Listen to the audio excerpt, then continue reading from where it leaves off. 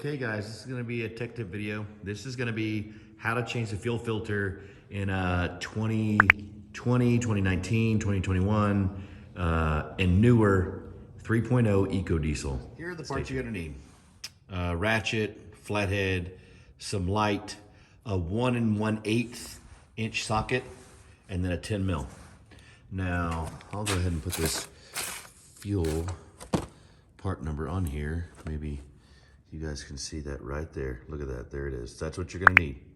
But anyway, it's pretty simple.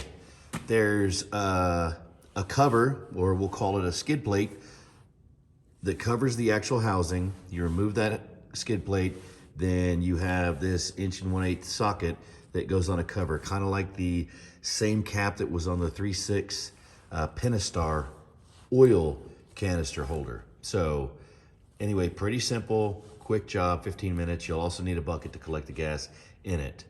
But remember, keep everything super, super clean. Okay guys, we are about halfway down the Jeep on the driver's side. And here's the ruby rails you can see just right here. And then here's your frame. And then here's that actual skid plate I was talking about. Now, we just need to bust it off.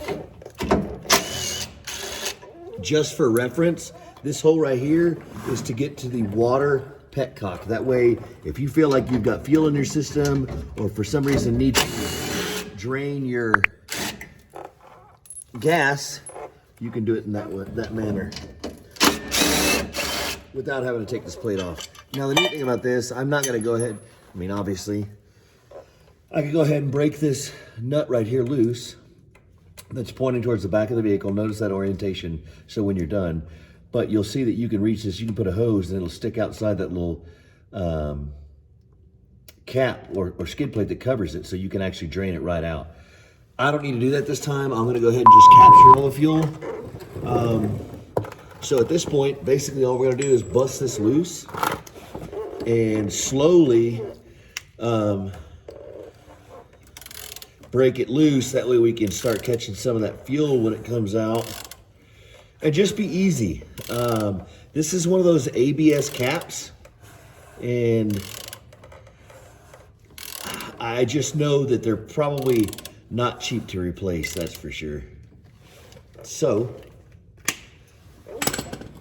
we're gonna get this guy ready and kind of get close to him. Okay, see, there comes the fuel now. It's going slower than I anticipated, so that's good.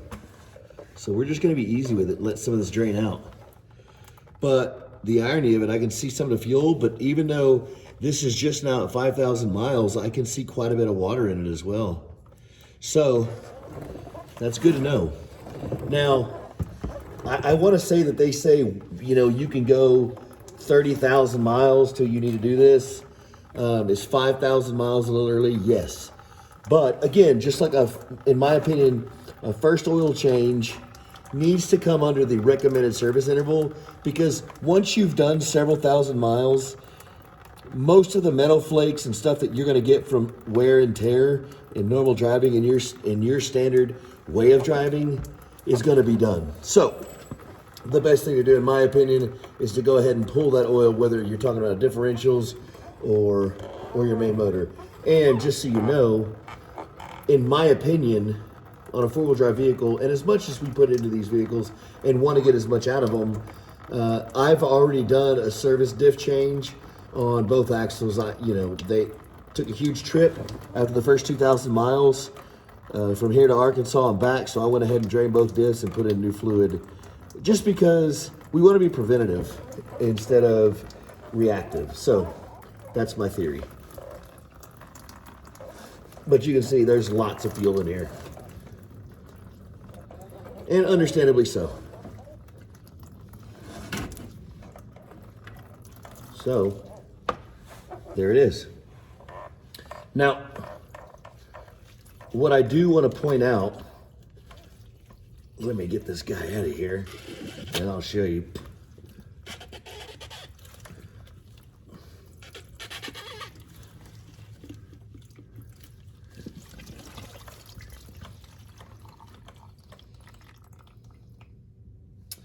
There is a kind of, we'll call it a retention seal on the bottom of the fuel filter, so that when a cap penetrates into it, it holds it. And so you've got to just pry that off. That's what the flathead's for, and I'll show you that. But what I'm showing you right now is that here's the inside of the housing and the pickup. You don't want to rub in there. You don't, just because these are highly sophisticated systems and you want to keep the diesel fuel system as clean as you possibly can. So basically, other than the exterior that I'm going to wipe some of the fuel off, I'm not going to do any cleaning in there. Just not going to.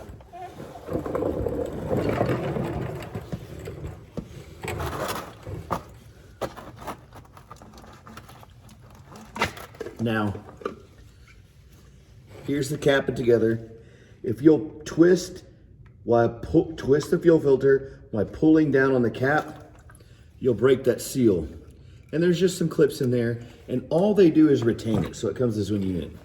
But you'll see this is flow specific. On this fuel filter, I'll turn it so you can see, but it's got a couple grooves on each side, and those specifically fit in there a certain way. The neat thing about it is they're perpendicular to the frame rail. So the frame rail runs this way, so the grooves go this way. It reaches up in there and snaps, you're good to go, put the cover back on and you're done. But before we do that, there's an O-ring on this cover, and a new one comes in the kit. So we'll replace that and then get moving.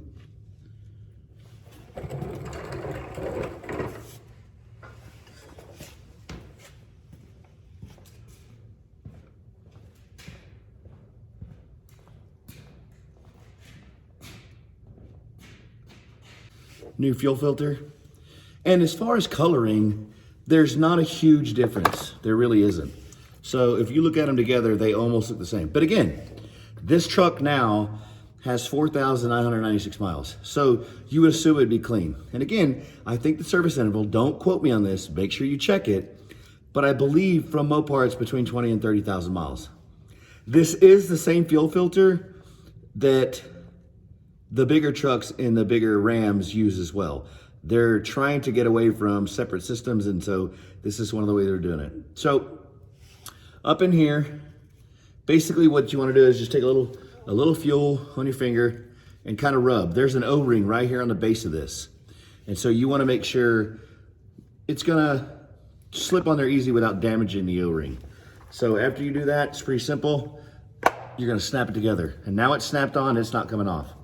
The next thing, there's an O-ring inside here. So we want to reach up in there with that fuel that you just pulled out and just get it coated pretty well. Then the next thing we're going to do is on this cap, there's an O-ring. This O-ring goes around here, and that's what actually seals it. So we're basically going to get it and peel it off. And then what we'll do with the new one is we will just replace them. Super simple. So once you get it to rolling, you just roll it down the threads until it comes right off. And it's super simple. They come off just like that. So that's the old guy. We're gonna deposit that guy over there in the box and just put the new one back on. Roll it literally right down the threads. Work around with your thumbs. Work it till it's all the way down to the very last flange. And you'll see it'll set in a little ridge perfectly. So you get it down there and it just slips right in. And when it does, you'll know. That's it, guys. So the next thing I want to do real quick is I'm going to orientate this in there. And once it's in the correct position, I'll go ahead and be able to start threading it.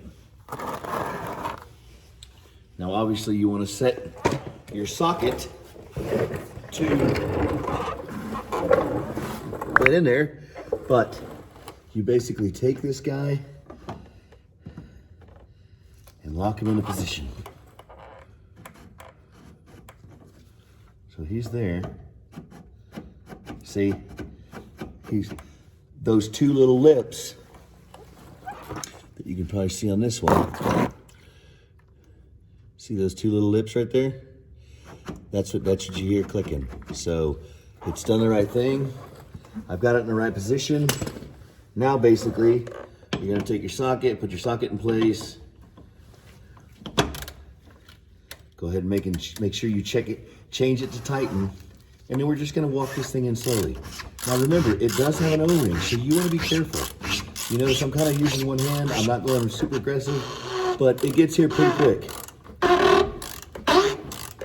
So,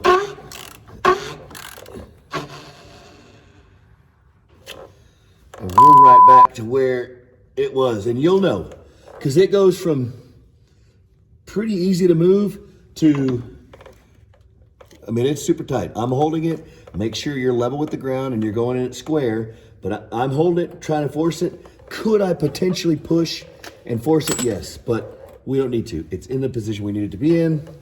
After that, it's reassembly. Now you can see this cover. This hole is orientated where this actual teardrop edge is towards the front. That front edge is where you can get access to that pitcock, and that allows you to drain the fuel. Obviously, we're not in that situation now, so we're gonna walk him up there like that. Get this guy in position.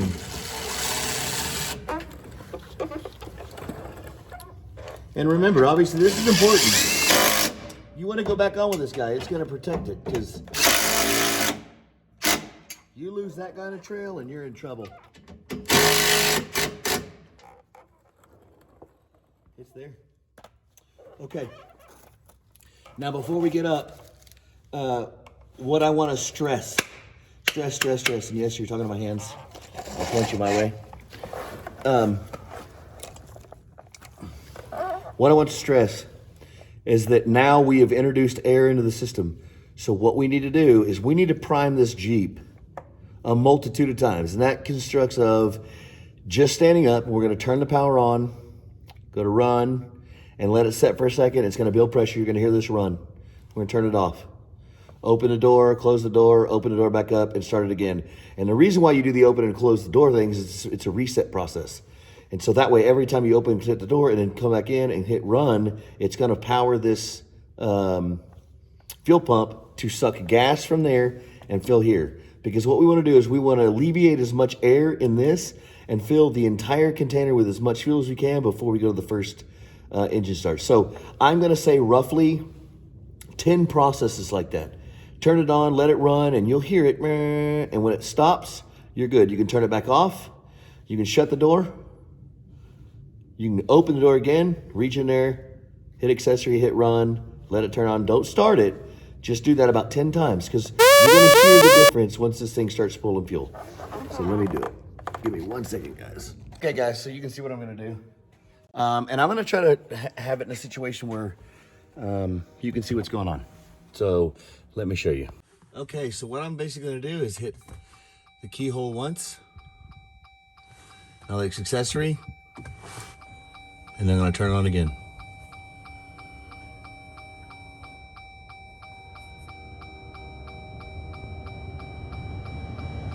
Okay.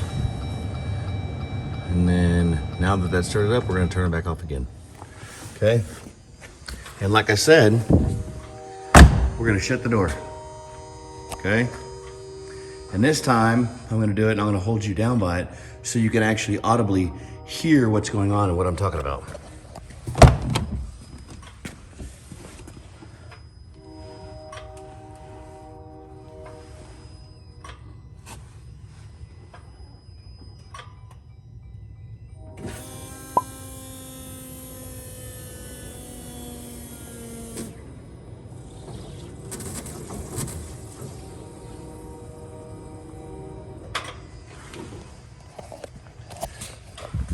Okay, guys, did you hear that? So that's what I was talking about. You actually hear the fuel pump turning on.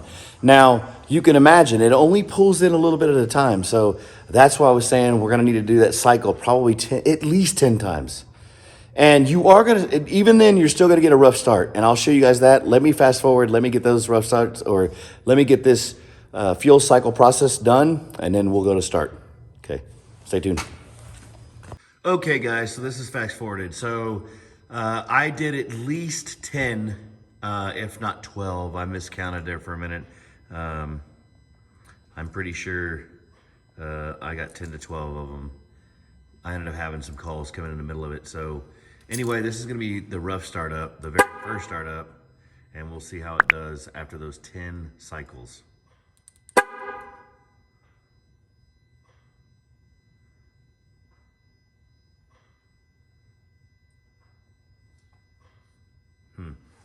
You know what I just forgot? It won't remote start when I have the hood open, so give me 1 second.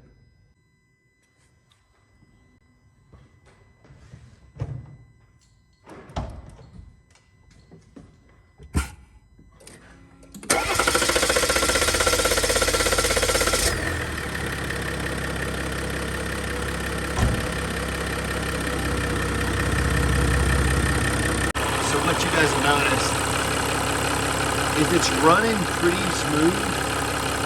The high pressure pump, you hear that shuddering in there? The high pressure pump right there is processing fuel at the same time trying to remove air from the system. Now it will take a little bit for it to smooth out, but as long as everything's tight and you feel like the work that you did was good and you wet those O-rings, you've got a good seal, it will prime the system, it will remove the air, and will become much smoother shortly. So basically what I'm going to allow this thing to do is run for a few minutes, and then I'm going to cycle it off, and then I'm going to go through the cycling process again. I'll start it up, let it run, and then once that's done, I'll go ahead and take a final shot. Anyway,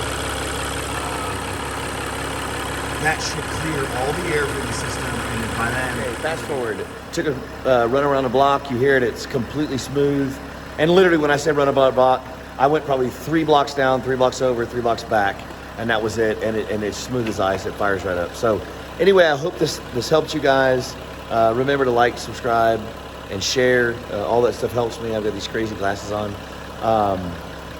And look for more of the content of Gladiators and off-roading and just fabrication and overlanding and camping on the channel. Anyway, follow me. See you guys.